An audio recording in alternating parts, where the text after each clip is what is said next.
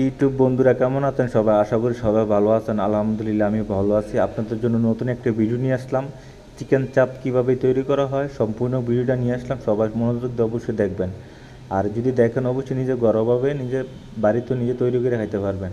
এখানে আদা দেওয়া হয়েছে, রসুন দেওয়া হয়েছে, বাদাম বাটা দেওয়া হয়েছে, গরম মশলা দেওয়া হয়েছে, জিরা বাটা দেওয়া হয়েছে, জিরা ফাঁকি দেওয়া হয়েছে, লবণ দেওয়া হয়েছে, টিসিনচল স্বাদ মতন, আর গোলমরিচ দেওয়া হয়েছে, টক দই দেওয়া হয়েছে, সয়া সস, টমেটো সস, এরপর আমের আচার, এরপরে এটা ভালো করে মিশিয়ে নিতে হবে। একটু মরিচ দিতে হবে, স্বাদ মতন দিবেন, যাতে জালটা কম হয়। মরিচ দিয়ে একটু পানি দিয়ে ভালো করে মিশিয়ে নিতে হবে। নিয়ে এরপরে লবণটা চাইয়া মুরগিটা ভিজাইয়া কমপক্ষে 2 ঘন্টা ভিজায় রাখবেন, তাহলে টেস্ট পাবেন। 2 ঘন্টা ভিজা রাখার পরে এরপরে এটারে বেসন দিয়া মাখায় নিতে হবে।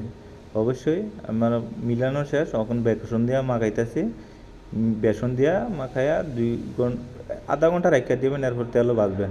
অবশ্যই ভিডিওটা যদি ভালো লাগে বন্ধুরা সবাই লাইক কমেন্ট অবশ্যই করবেন, পাশে থাকবেন।